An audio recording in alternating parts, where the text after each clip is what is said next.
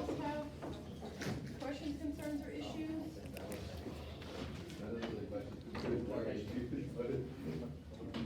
Everybody's good? Okay. All right, then let's continue on where we left off on Wednesday. So we were talking about eukaryotes, and particularly some of the eukaryotes that don't fit into other categories that we're going to talk about later. We were going through some of these different large groups of eukaryotic organisms, and we were up to the Stromatopila, or the Stromatophiles. The things that you've probably heard of that fall within this group include the brown algae, so kelp, or seaweed, as you might call it. That is a Stromatopile. If you've ever been to the ocean, and that stuff that washes up the beach, that's all the brown algae. Mostly. Sometimes you can get some green algae or red algae, but the big one is brown algae.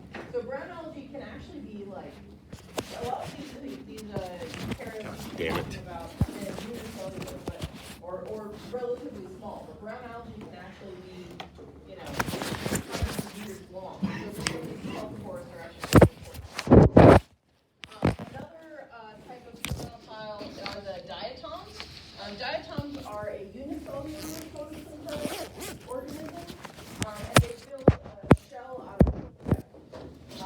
And as a result, they die that falls to they're aquatic, so it falls to the bottom of the body of water that they're in.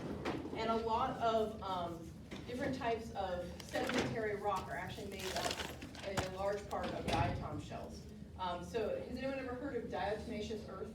Yeah. Yeah, so diatomaceous earth is basically, it's dead diatoms. It's soil that's made up primarily of the shells of dead diatoms. And you might use it to control pests in your house, particularly ants. The way it works is that the silica glass is also made of silica. So these silica shells, when they're little fragments, can actually be quite sharp. And that dust will get into the joints of an arthropod, like an ant, and cut up the joints and actually cause the ant to die. So if you have ants getting into your kitchen and you don't want them there, you sprinkle a little bit of this dirt, they walk through it, they get it into their joints, and it makes the workers who are coming into your kitchen die, but it doesn't kill the whole colony like a poison would. And it's completely non-toxic to humans and animals and pets. And so it's a good way to control ants without poisoning other things. Yes? Isn't that also what they use in swimming pools sometimes? Into the filter the swimming pools to clean out that? I don't, they might make the filtering units out of that, but I'm not sure. Yeah. And that might just be because it has small holes in the sediment that are good at filtering out microbes that are in your pool water. I'm not sure. Yeah. Other questions? Yeah. So those are the Stromatophiles. A couple more groups to go through. The alveolates. There's a number of different types of alveolate. One that you may have heard of is dinoflagellates. The dinoflagellates have flagella, that's why they're called the dinoflagellate. So flagella helps them move. These again are little photosynthetic unicellular organisms. When you guys were looking at your algae samples in lab, there were big swimmers and little swimmers, maybe? Things that were moving that were small? You guys saw some very small things moving? Those were probably dinoflagellates. They're the organism that causes red tide. Red tide is a condition that can arise when seawaters are relatively warm and nutrient rich, and the dinoflagellates grow very, very rapidly. And some of them actually can produce toxins that are harmful to humans. And so what happens a lot of time in a red tide event is that organisms that filter feed upon these dinoflagellates, like clams and mussels and oysters, eat a bunch of them. They accumulate the toxins that they produce. It's not actually harmful to the bivalve, to the oyster, but if you then go and eat that oyster, it can be harmful to you. So there are some major issues with that. There are also some of them that are bioluminescent. So this is a picture of waves that are breaking on a beach, and when the dinoflagellates get disturbed, they actually will emit a little bit of light, which is kind of cool. Yeah. I have a little story about that. So Okay. I was in the Navy, and like at night, you're not supposed to be out on the fantail on the back of the ship, but sometimes you could sneak out there. And the props will excite algae, and you have a light trail behind you. Yeah, I've actually canoed through waters that were filled with those bioluminescent giant flagellates, and it's super cool. So you you dip the paddle in, and you create this giant glowing swirl every time you take a paddle stroke. Yeah. It was in the Puget Sound in Washington. Yeah, it was really cool. Yeah. So yeah, not all dinoflagellates can bioluminesce, but some of them can. So they're kind of neat. Another alveolates. So not all of the alveolates are photosynthetic. Some of them are parasitic. So a very important alveolate for human health is actually the ambicomplexans, of which malaria is one. So malaria is a disease, so it's not a bacteria, it's not a virus, it's actually a eukaryotic parasite that causes malaria. And the way that works is that you have the reproductive phase of the malaria actually takes place within the body of mosquitoes. So you have formation of the gametes and fertilization happening inside the mosquito, and then when the mosquito bites you, then there are these little mobile sporozoites that actually will, when the mosquito's in the act of biting you, it will in the mosquito's saliva, these little sporozoites will be, and they'll swim into your bloodstream, and then they'll infect your liver, and they will reproduce asexually in your liver cells, which is what makes you really, really sick, and also in your red blood cells, which will also make you really, really sick. And then when they're in your bloodstream and you get bitten by another mosquito, then they transfer back to the mosquito. And then they go through sexual reproduction in the mosquito, and then they go back to humans, and then asexual reproduction in the human, sexual reproduction in the mosquito, back and forth, back and forth. And so this is one of the diseases that causes of the infectious diseases that we have, causes the most deaths among humans. It's a really dangerous disease that you can catch. Questions about that? Well, there are malarias that affect humans, but there are other malarias. There's an avian malaria that only affects birds. So there's different strains of malaria that actually will affect different species. I have a question. Yeah. I heard that sickle cell anemia is actually Yes. when it comes to malaria. Is that That's correct. So if you are heterozygous for the sickle cell allele, it changes the structure of your blood cells and makes it harder for the malaria parasites to infect your blood cells. If you are homozygous for the sickle cell allele, it makes your blood shape sickle shaped, which causes blood clots and causes all kinds of very serious problems. okay? So heterozygotes have an advantage against malaria, but homozygotes who don't have any of the malaria alleles are more susceptible, or any of the sickle cell alleles rather, are more susceptible to malaria, and homozygotes who have two of the sickle cell alleles are really affected by sickle cell. So in places where malaria is very common, you tend to see a higher frequency of sickle cell alleles in that population. Other questions? Okay. The rhizarians, I don't have a whole lot to say about the rhizarians. I'm just giving you a couple of examples of things that are in the rhizarians. These, again, are photosynthetic organisms. The radiolarians and the foraminifera are photosynthetic aquatic organisms. And again, kind of like the diatoms, they build these very complex shells around the cells. So that's what these are pictures of, is the shells around the cells of those rhizarians. Okay, one last group, which is the excavates. You guys did get to see an excavate in your lab. If you identified euglena, there should have been euglena in one of those algae samples. Those are the big swimmers. Did you guys see big swimmers? Yes? Some people are saying yes. So these guys are these guys are kind of cool because they act a little bit like an animal and a little bit like a plant. They are photosynthetic, but they can move, and they've got these flagella, and they will actually swim towards light, which kind of makes sense if you're photosynthetic. If you you swim towards light, you're swimming towards your food source. But they're just kind of a cool creature. So that's one example of an excavate. Another example of an excavate, so there are photosynthetic excavates and there are non-photosynthetic excavates. Sleeping sickness is a non-photosynthetic excavate, which is also transmitted by insects to humans. This time it's transmitted by a tsetse fly, if you've ever heard of those. It's actually interesting, the parasite actually will go up into the brain and cause exhaustion and drowsiness. And so you sleep. When you sleep, you are more likely to get bitten by a fly. And so the reason that it's manipulating your behavior is actually to make it more likely that you will transmit the disease back to a fly. So much like the mosquito situation, it spends part of its time in a human body, part of its time in the fly body, and it cycles back and forth. There's actually a number of parasites that change the behavior of the host to increase the likelihood of transmission, which is kind of creepy, but cool. All right, any questions about any of these eukaryotes? Okay, you may hear some of these things referred to as protists. Have you guys heard the term protists before?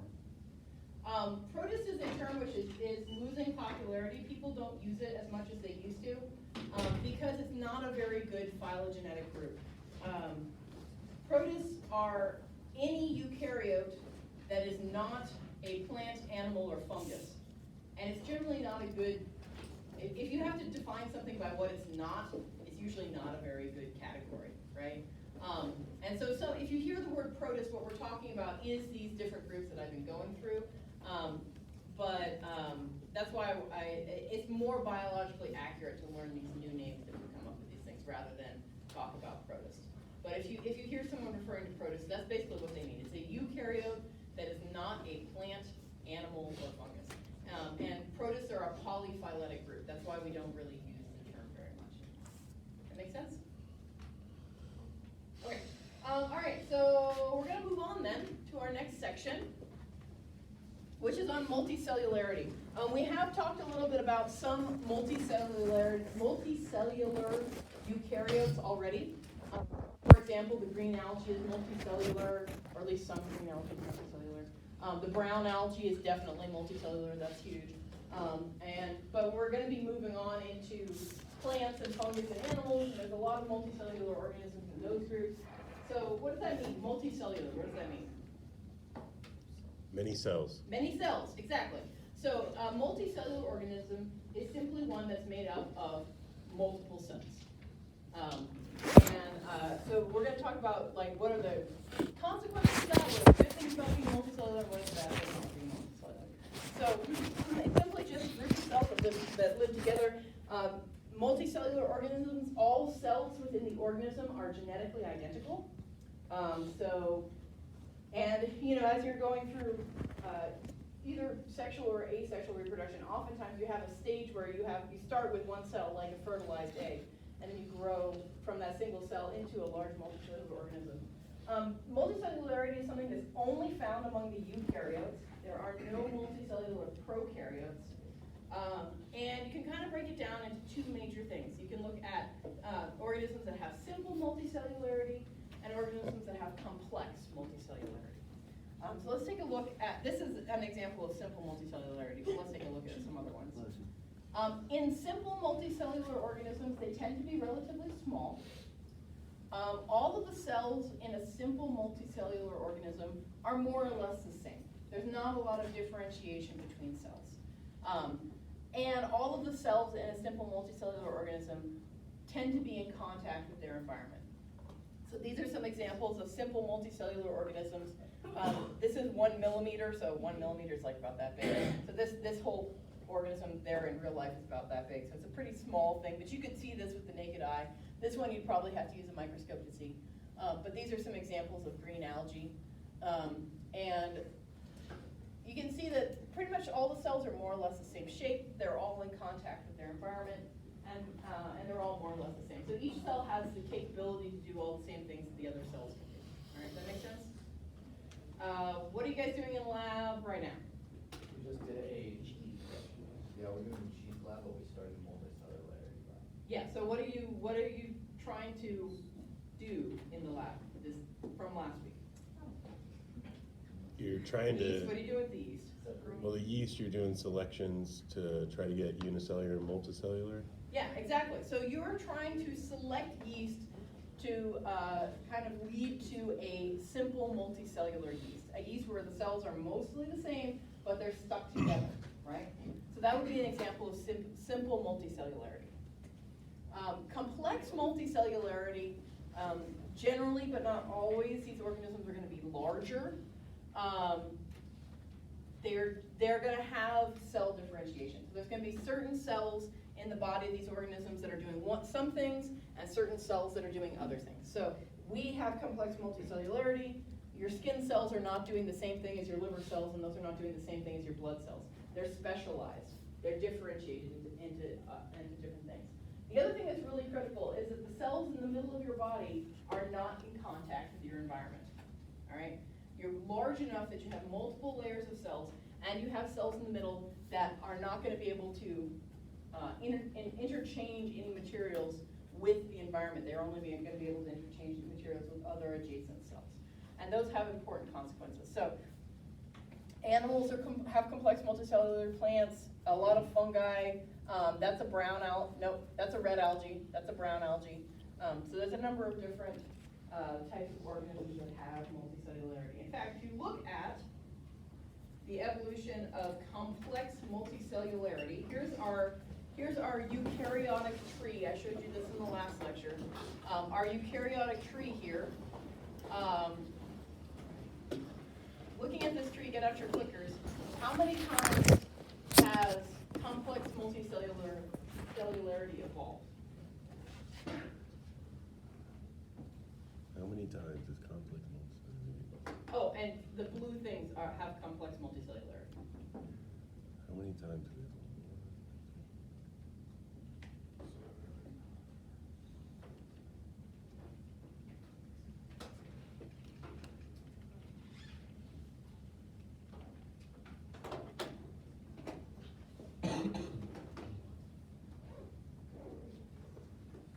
All right, click in. You haven't 3 clicked or yet? 5? I should be. You said 5? Okay. Anybody else? Okay, so if we look at this tree, where do we have evolutionary events of multicellularity? Brown algae. Yep. Animals, Fungi, pie. brown algae, Archaeoplastids. twice in the fungi, and I told you that because I didn't break out the fungi. At least twice in the fungi, actually, there might be more in there. And then maybe once here in the ancestors, the red and the green algae here, and land plants are in there too. So land plants arose from something that was already multicellular. So that's 1, 2, 3. Well, 1, 2, 3 because there's 2 in fungi. 4, 5. So at least 5 times. All right. That make sense? Okay. All right. So what's so great about being multicellular? There's 2 things that we're looking at in the lab that are potential advantages. One is that if you are multicellular and you have if you are a single cellular thing and you have a predator that is not a whole lot larger than you, something that wants to eat you, and you can be a little bit bigger, that might help you to avoid predation by that predator. Because then you might be too large for that thing to eat. That's one of the things we're going to be looking at lab. At the end, once we finish selecting our yeast, we're going to be feeding them to a very small predator and looking at which yeast survive better. Another thing that can be helpful is they can help you to maintain your position in the water column if you have more than one cell, where you want to be. That's why we're using settling as part of that. And then also, if you are a larger thing, you might actually be able to feed on smaller things. So there's some distinct benefits potentially to being multicellular. But there's some costs too. For one thing, reproduction becomes a lot more complex when you have more than one cell. If you're only one cell, it's pretty easy to reproduce. You just divide yourself in half. There you go. You've just reproduced. If you are multicellular, things can get a lot more complicated. And this is why we tend to see that all of the cells in multicellular things are related to each other. They're all genetically identical. Because otherwise you have competition between individuals for who gets to reproduce. That's like the slime molds I told you about on Wednesday. The slime molds, when they are grouped up, are actually not all genetically identical. And so they're actually fighting with each other about who gets to reproduce and who has to be the stock. Fighting from a chemical perspective anyway. Also, if you're looking at things from the perspective of a cell, if you are a cell in a multicellular organism, you also have to compete for resources with the other cells in the organism. So that can lead to some interesting things. For example, if you think about your bodies as a population of cells, what happens with cancer is that you have a population of cells in your body that has a mutation that allows those cells to better sequester and use resources. So then those cells grow and reproduce more than your other cells. So basically you have selection happening between your cells, but the problem is that eventually that kills the whole body, and so it kills the cancer cell too. But on a short time scale, if those cancer cells are growing and reproducing faster and leaving more cells behind than your healthy cells, they're going to spread in the body. And that's why cancer is so difficult to treat. Because they're basically your cells, but they're your cells that are being selfish, rather than working to keep the whole body alive. They're just working to keep themselves alive, basically. Think about that in society itself. Yeah. All right. So those are some of the costs of multicellularity. Okay, so I will talk to your neighbor exercise. Let's say you're a single-celled organism. What do you need to do in order to become multicellular? So talk to your neighbors and think about what you need to do. What has to happen? What kinds of things have to happen for you to be multicellular?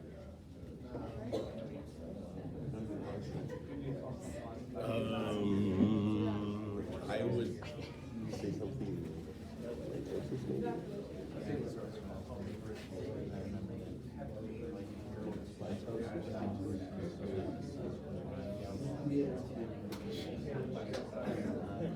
Yeah, have more sound. Get what you're trying to say.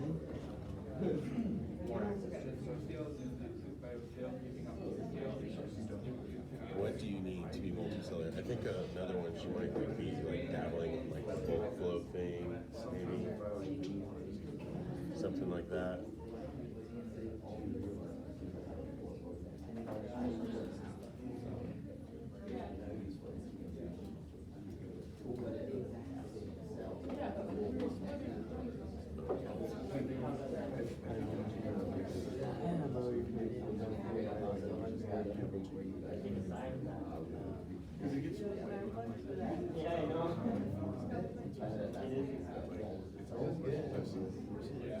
What do you think, Philip? What do you think? Access to more resources, advantageous environment, or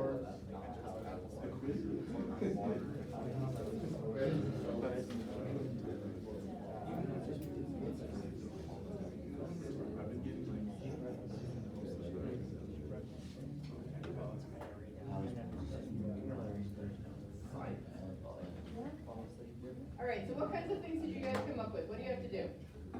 have more cells. Well, yeah, okay, so you have to have more cells, but how do you keep, when you reproduce and you have more cells, why don't they just go away? Well, they don't just like each other, they have to be able to stick to each other, right? You gotta have some way for the cells to adhere when you make more cells. So they have to adhere. What else? Yeah, so you gotta coordinate stuff. So you gotta be able to communicate. I want to say something, but I don't. What else? Resources? Yeah, so you need to be able to share resources throughout the whole body. I'm gonna call that transport resources.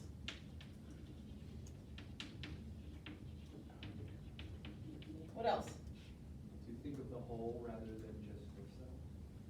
Yes, that, if everyone's genetically identical, and hopefully that happens, well, not hopefully, as long as you don't have cancer, that's gonna happen. Because, having one, but, okay, so think of the whole. So how do you think of the whole? I'm gonna branch off here. How do you think about the whole?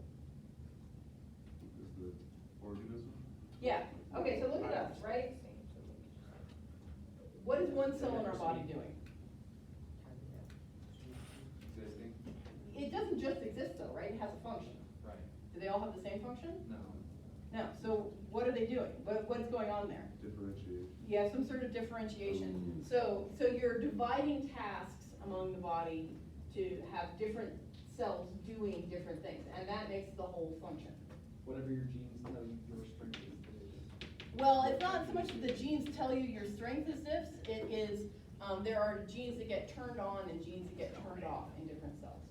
So there are ways that the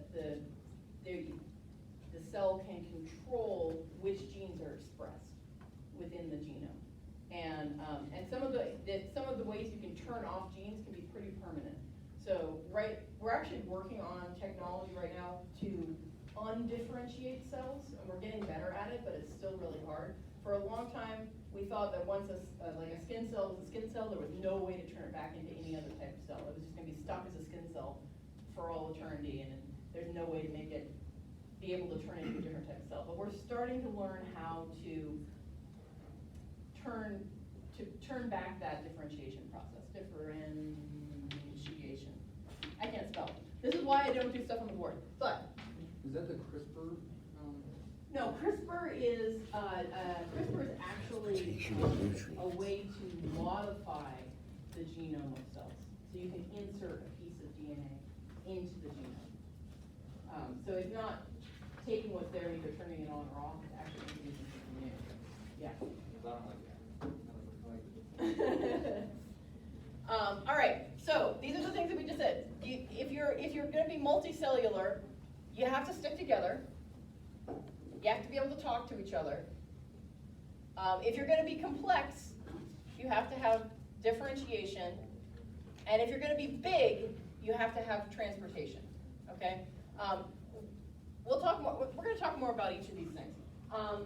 Your book goes into some very fine-scale detail on a lot of this that I don't need you to know to quite that level. But I just want you to know that there are a lot of different ways that cells can stick to each other, basically. So these are all different types of connections between cells.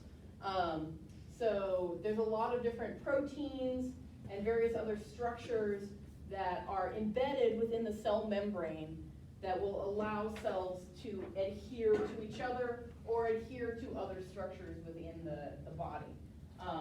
And so there's just a lot of different ways you can do that. But don't fright yourself about like the chemical composition of all these different adherence methods. I don't need you to know that much. So that one's pretty straightforward. Cell communication, there's a couple of different types. I mean, there's actually more than these, but I'm going to tell you about two particular types of structures that allow for cell communication. This is a structure that you see in animal cells. It's called a gap junction. So these are proteins that are embedded within the cell membrane, and they will bind to adjacent cells. So this is one cell, and this is another cell, and then they have a channel that goes through the middle. And so these cells can actually pass chemical compounds through that channel from cell to cell. So when we're talking about cell communication, we are talking about chemical communication. We're not actually talking about the cell going, hey, buddy, I need you to become an egg. No, it's more like one cell is going to be producing some sort of gene product, and that's going to pass through one of these gaps to another cell and trigger a response in that other cell. So it's chemical communication. That make sense? So that's an example in animals. In plants, there are these structures called plasmodesmata, which are actually, remember plant cells, we haven't really talked about this yet, but plant cells have cell walls. Animal cells don't have cell walls. So if you're a plant, communication becomes a little bit more complex, because not only do you have to get through the membrane, but you also have to get through the cell wall. And so these plasmodesmata, which is the plural of plasmodesma, thank you. I believe actually we can thank Greek for that one. The pluralization is odd in those languages. But the plasmodesmata are these holes through the cell wall. So this is the cell wall of one cell. This is the cell wall of the other cell. And in these cases, sometimes they actually have extensions of the membranes between the different cells. And in this case, even, there's an extension of the endoplasmic reticulum. Endoplasmic reticulum is responsible for processing newly created proteins. So basically that's going to allow this cell, when it makes some new proteins, to pass them directly on to the next cell over and cause an effect in that next cell. Okay? So that's something that you see in plants. Questions about any of this so far? Okay. All right. Differentiation is something that happens during development. So for all of these complex multicellular, well, not all, but for most complex multicellular organisms, they go through some sort of reproductive phase where you're starting from a single cell. So if you think about a fertilized egg in a human, that egg is going to divide, and the offspring of that egg, or the cellular divisions there, eventually are going to have to lead to every different cell type in the body. And so the process of development, part of that process is the differentiation of these cells, which start out being what we call totipotent cells. A totipotent cell means it can become any cell in the body. And so they start out being totipotent, and at some point in time, they have to go down a path of differentiation to become a particular type of cell. In plants, there are very few places in the plant where new cellular division takes place, where new cells are actually created. In most of the plant, you have the cells are just static. They're not reproducing. They're not making more cells. But there's this type of tissue called meristem tissue, which is present in the tips of the stems, in the tips of the roots, and in some plants, there's actually some some meristem tissue in the cambium as well. We'll talk about that more when we talk about plants. But just know that there's this meristem tissue. That's where cell division is taking place. The meristem tissue can become any type of cell in the plant. Plants don't have quite as many types of cells as animals do, so it's a little bit simpler. But what happens is that the division is happening here, and then the division kind of just keeps moving down. And so you have these cells that divided off of the meristem, and as you move up, you have what's called the zone of expansion. So these cells are getting larger and larger, and then eventually you have what's called the zone of differentiation. So depending on where those cells are located within the plant, they're going to become vascular cells, which transport things around the body of the plant, or they're going to become storage cells, or they're going to become epidermal cells. And that differentiation happens, and then they're fixed. They're stuck. They're not dividing anymore. Part of the reason that they stop dividing, why plants don't have as many areas where they divide, is because plants do have those cell walls, and cell walls make it really hard for you to divide, right? Because they're hard and not flexible, and you can't really, once your cell wall is set, you can't really grow anymore. Yeah. So like the division happens at the tips of the branch? The tip of the branch or the tip of the root, yeah. That's where cell division happens. Then you go through elongation, so it gets longer for a little while, and then you have differentiation, and then you're pretty much fixed. Woody plants are a little bit weird because they actually have lateral growth, and so they have meristem tissue within the plant that allows them to grow wider. Okay. But if you're looking at herbs, any kind of herbaceous plant that grows in a single year and then dies, it just has that one meristem tissue, and that's the only place it can grow from. Yes?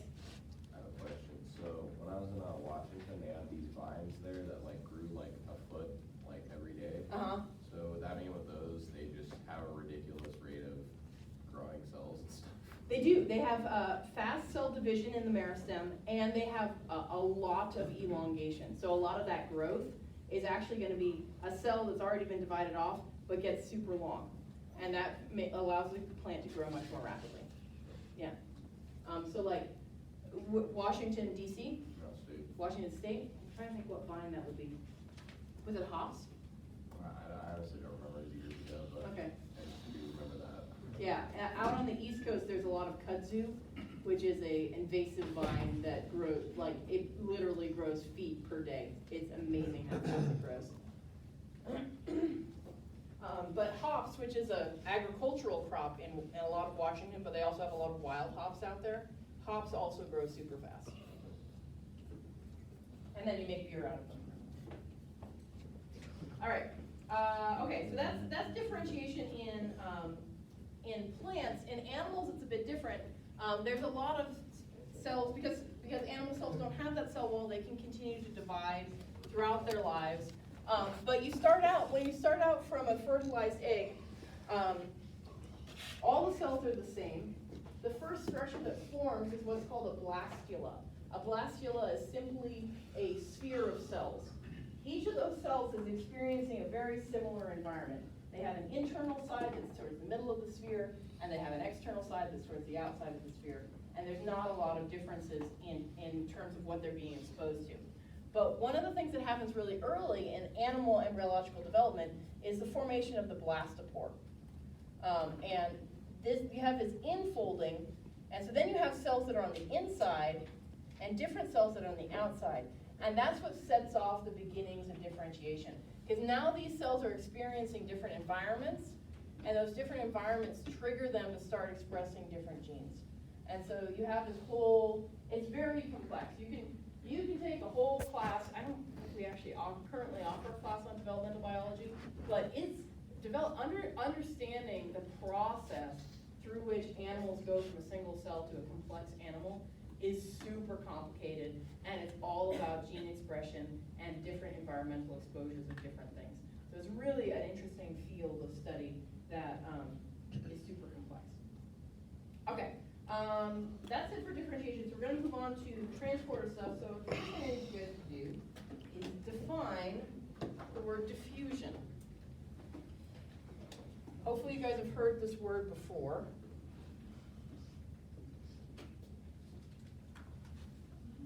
Dude, I saw this one last night, and I can't think of it.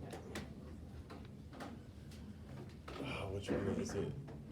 Active transports of molecules into a cell.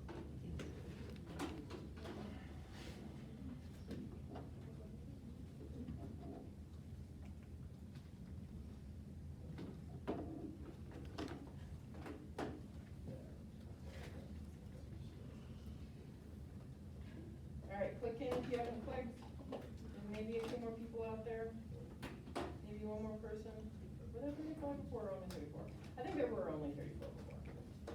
Anybody else? Okay. So a lot of you picked A. A probably sounds familiar. A is osmosis. Have you guys heard of osmosis before? Osmosis is a special case of diffusion. So osmosis falls under the umbrella of diffusion, but this is a definition specifically for osmosis. So osmosis is specifically movement of water across a cell membrane. Diffusion is more general. Diffusion is the random movement of molecules down a concentration gradient. So B is diffusion. All right. Actually, let's just. I'm gonna go to my next slide. So if you have, let's say this could be water or this could be gas. Diffusion applies to waters and to liquids, things dissolved in liquids, and gases. All right. So let's say this is a cup of coffee.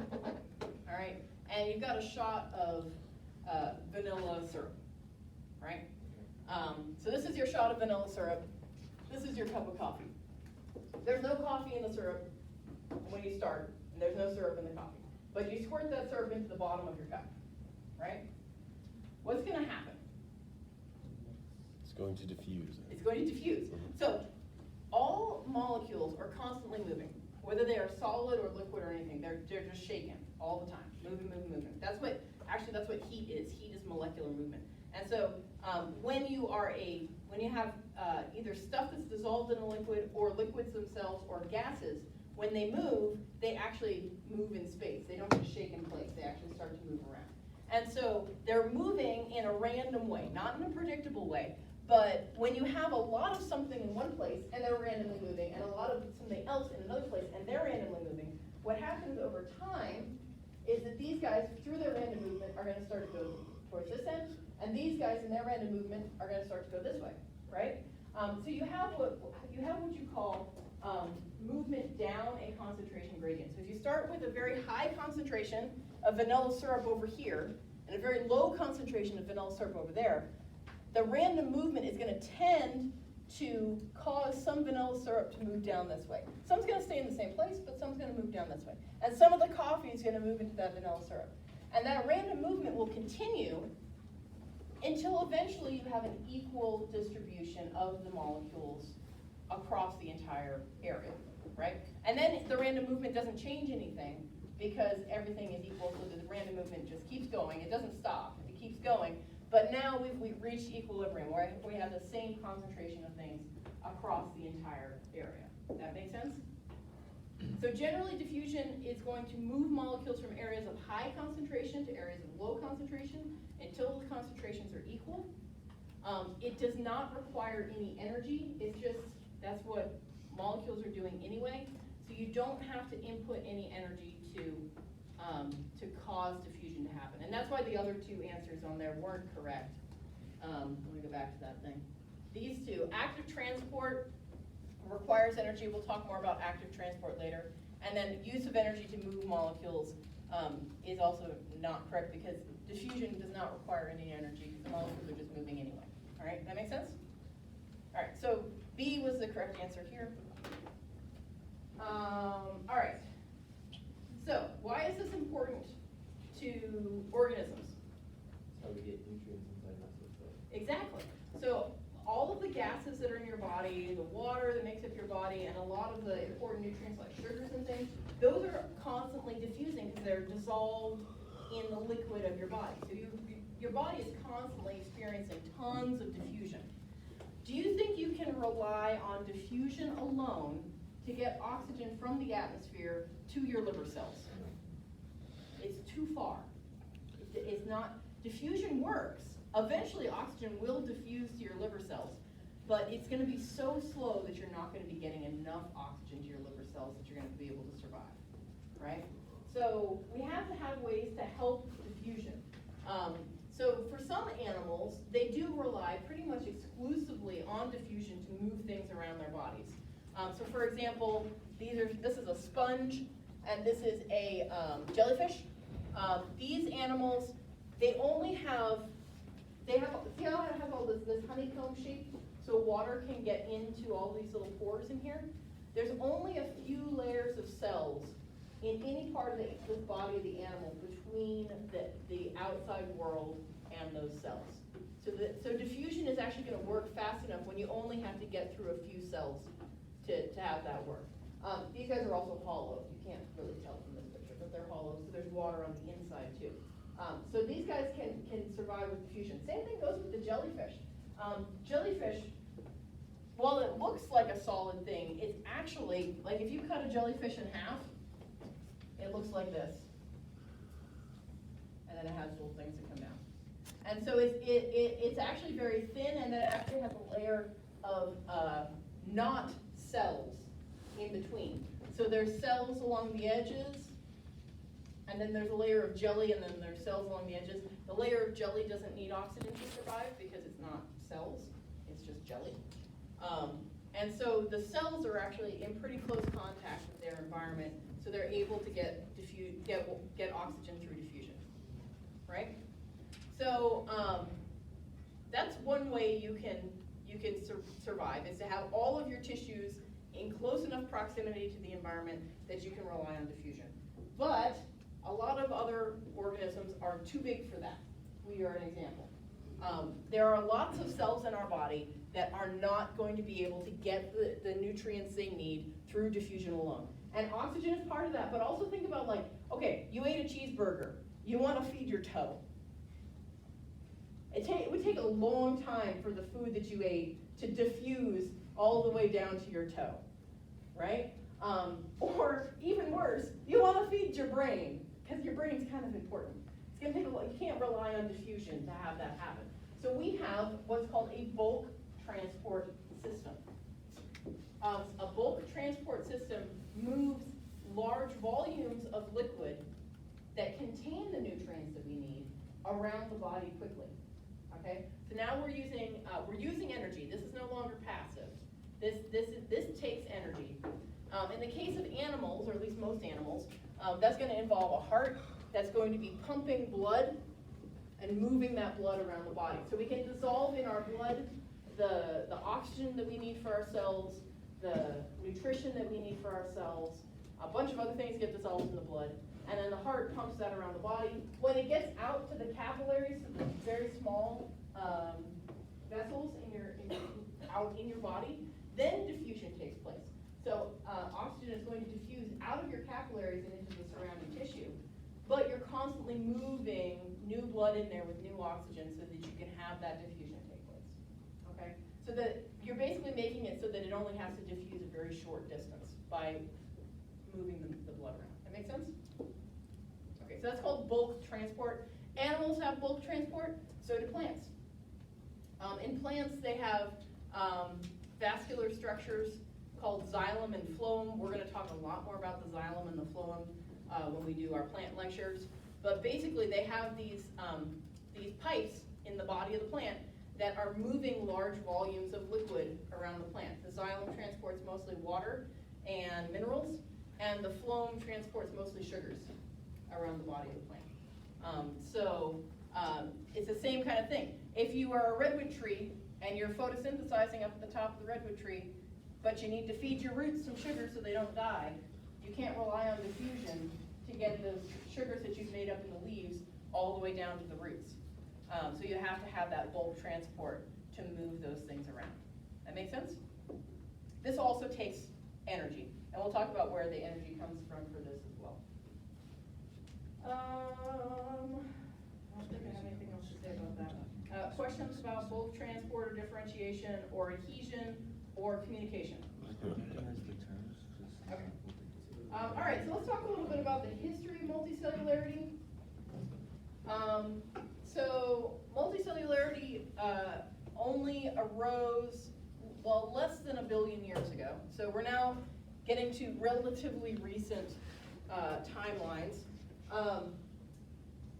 So this graph here is showing, time in millions of years. So this is 1 billion years, 2 billion years, 3 billion years. What do you, and it's oxygen over here. What do you notice about, and here's where multicellularity started to, simple multicellularity started to arise here. This is where complex multicellularity started to arise. What do you guys notice? There's more oxygen. Yeah, it's something that started to evolve when the atmosphere started to have more oxygen in it.